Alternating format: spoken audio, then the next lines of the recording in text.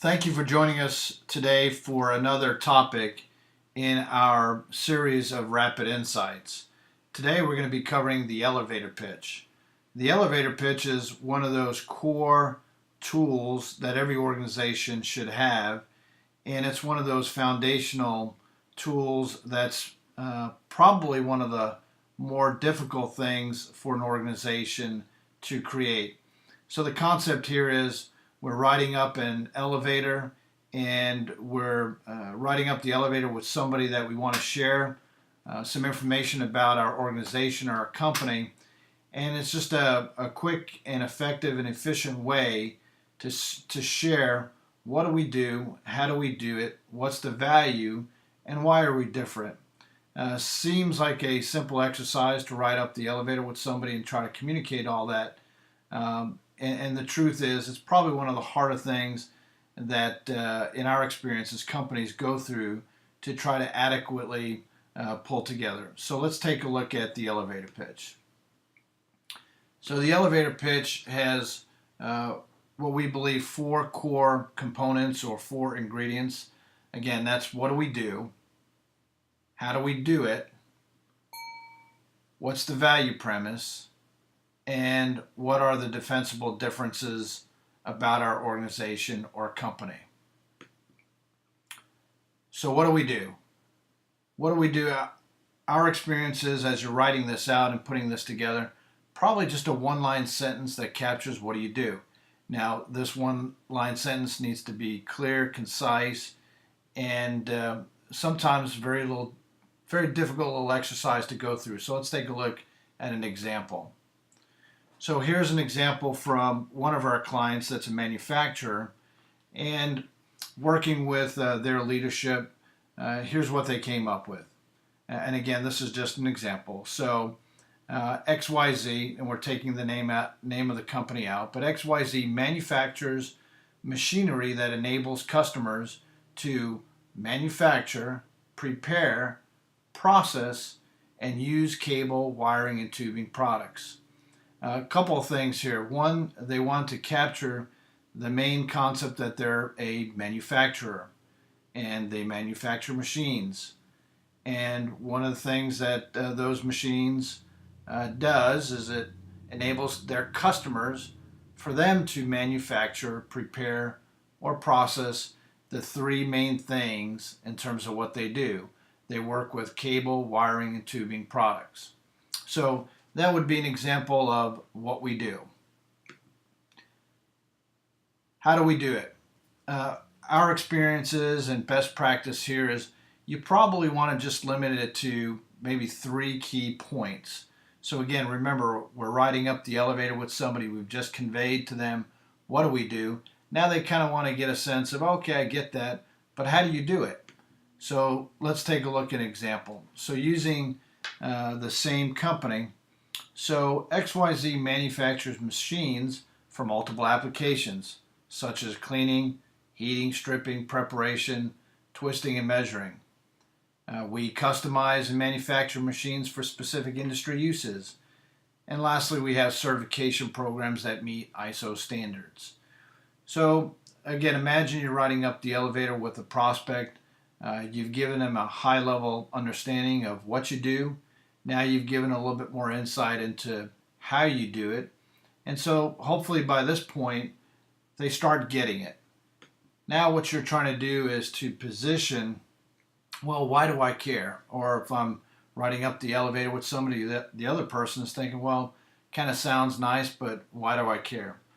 So that's where your core value premise comes into play. At this point in time, you want to position what's the main value premise for your product, your service, or what do you do and how you do it.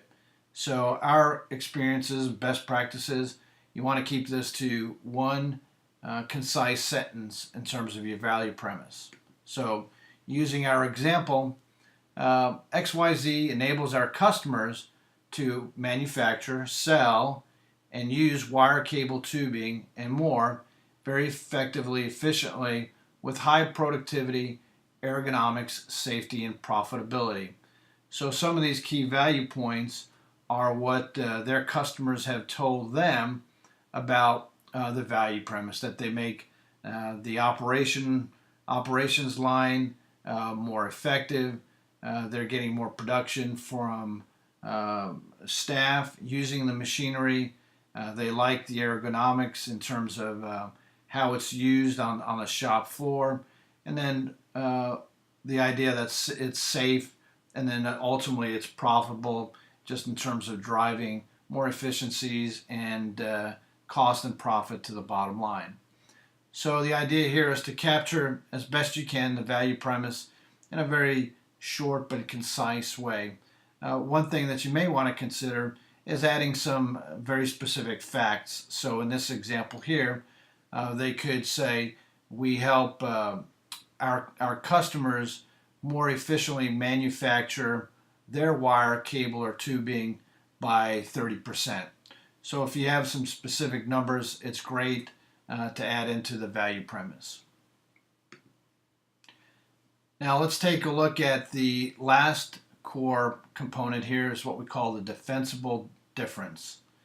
Usually it's a good idea to add a few sentences here that captures how you're different. What I like to describe as, if you're comparing apples to apples or competitor to competitor, you're going to have some differences. Your competitor is going to have some differences.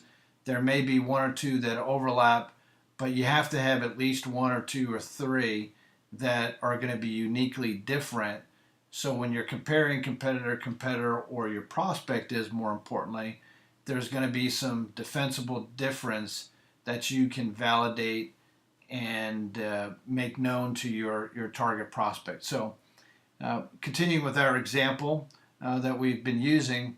So in this case, family owned and operated.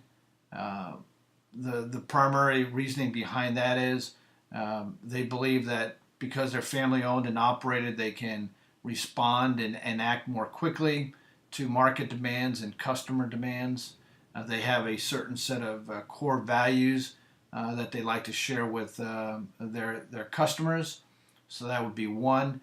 A catalog and customized products. And what they want to convey here is, if you want a catalog just to pick from, they have that, and they have multiple product lines available, but they also have customized products. So many of their competitors just simply have a catalog but don't customize. Thirdly, that there are a broad set of solutions that are available for their clients in terms of preparing and processing either wire, cable, or tubing. One of the differences in this particular example, they've been around for 100 years. Unlike some of the other competitors, some of them may be overseas.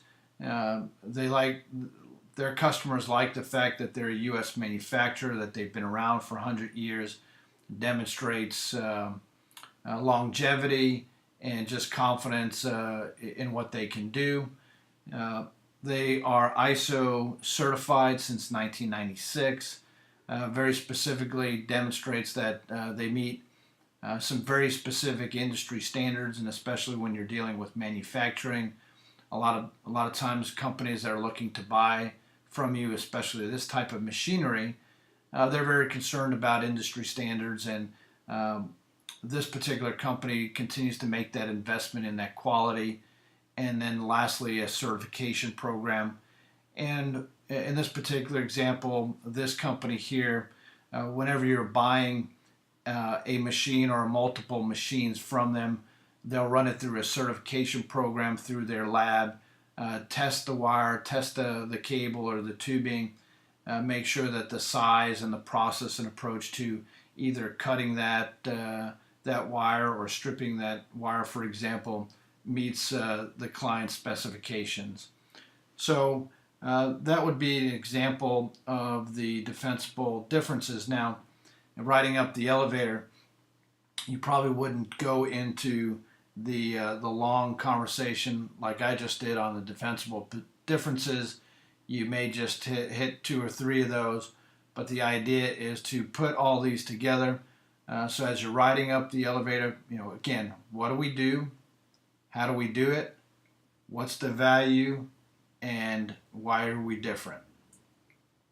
So that's all we have today on the topic of elevator pitch. Thanks for joining us for another Rapid Insights topic.